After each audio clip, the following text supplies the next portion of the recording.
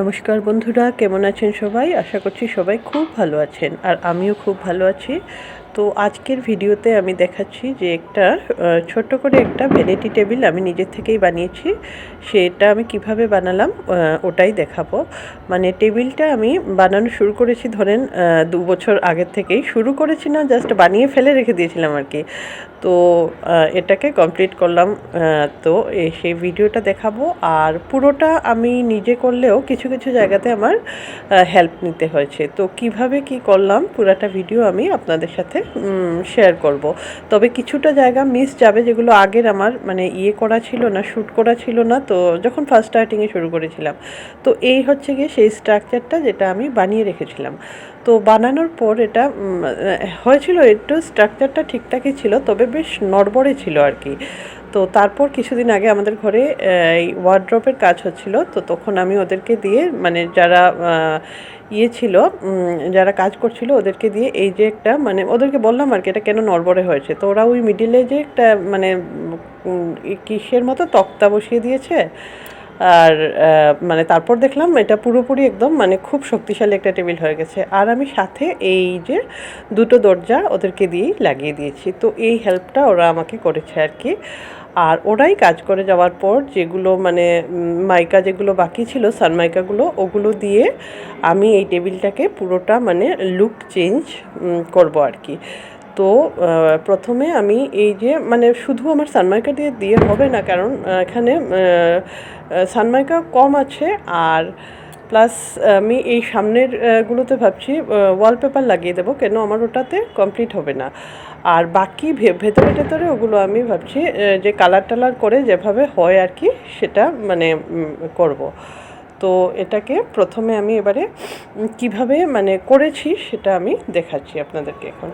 তো প্রথমে আমি এই যে তক্তাটা দিয়ে মানে একটা স্কেলের মতো এটাকে ইউজ করছি আর কি। আমি ওটা দিয়ে আমার টেবিলটার যেগুলো জায়গাতে আমি সানমাইকা লাগাবো ওগুলোর একটা মাপ নিয়ে নিচ্ছি। তারপর ওটাকে আমি এই সানমাইকাটার উপরে মানে সেই মাপ অনুযায়ী আমি লাইন করে দেবো আর কি।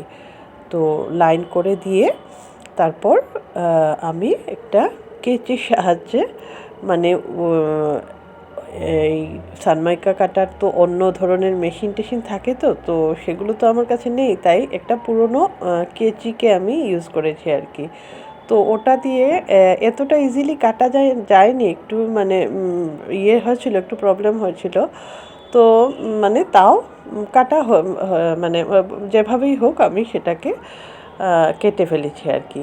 তো এভাবে প্রথমে আমি মাপ নিয়ে সানমাইকাগুলো কাটলাম। তো কাটার পর তারপর দেখছি যে আমার যে সানমাইকা আছে এটা দিয়ে আমার জাস্ট ওই টেবিলের টপটা শুধু কমপ্লিট হবে, আর সাইডে একটু মানে লাগানো যাবে আর কি। ওটাও ধরেন মানে পিস পিস করে লাগাতে পারবো আর কি। ওটা দেখতে এতটা ভালো লাগবে না, তাই আমি আর কি যতটুকু কমপ্লিট করা যায় সেটাই আমি এই সানমাইকাটা দিয়ে করব। আর বাকিটা আমি ওয়ালপেপার লাগাবো, আর ভেতরটা তো বললামই আগে আমি ওটাকে কালার করব আর কি। তো সানমাইকা আমার কাটা হয়ে গেছে, মানে যে কয়টা পিস আমি এগুলো থেকে কেটে বের করতে পেরেছি সেগুলো বের করেছি। আর এবারে আমি ফেভিকল লাগিয়ে নিচ্ছি আর কি, যে জায়গাটাতে আমি সানমাইকাটা লাগাবো। তো পুরোটা টেবিলটাকে প্রথমে মুছে নিয়ে তারপর সেই জায়গাটাতে খুব ভালো করে ফেভিকলটাকে স্প্রেড করে দিচ্ছি। তারপর এটার উপরে আমি সানমাইকাটা দেব। তো এটা ওই যে আমাদের ওয়ার্ড্রপ যারা বানিয়েছিল ওরা যেভাবে কাজ করেছে না, ওদের কাছ থেকে দেখে তো এই জিনিসটা আর কি আমি শিখেছি। তো এটাকে আমি ভালো করে স্প্রেড করে দিয়ে তারপর এটার উপরে সানমাইকাটা দেব। তারপর সানমাইকাটা দেওয়ার পর এটার উপরে মানে ভারী জিনিস দিয়ে রাখতে হয়।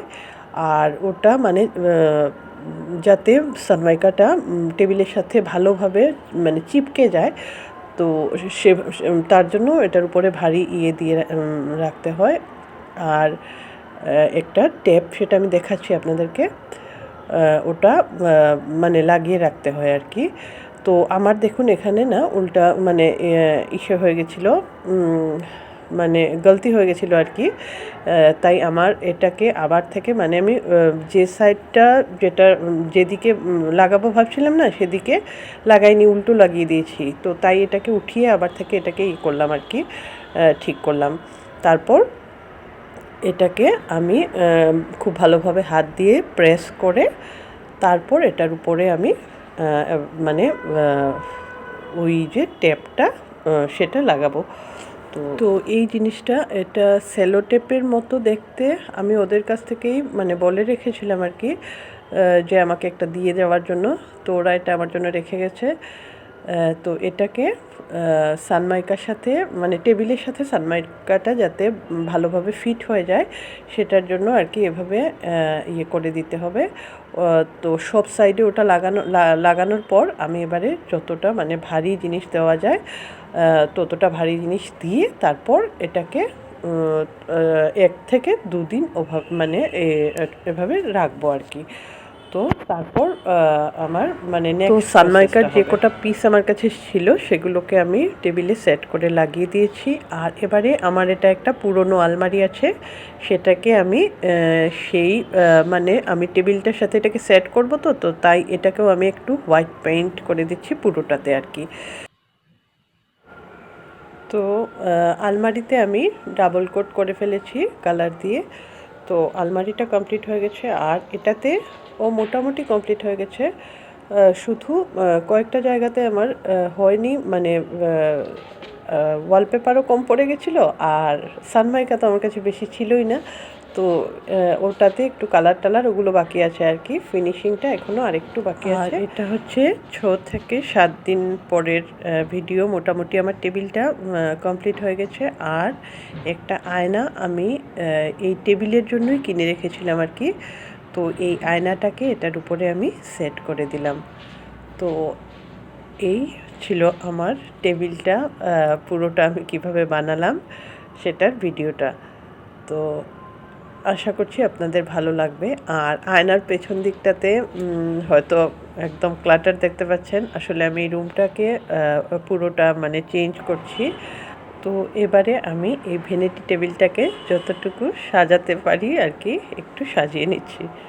তো আশা করছি ভিডিওটা আপনাদের ভালো লেগেছে। আজকের জন্য তাহলে বিদায় নিচ্ছি, নেক্সট ভিডিওতে আবার দেখা হবে।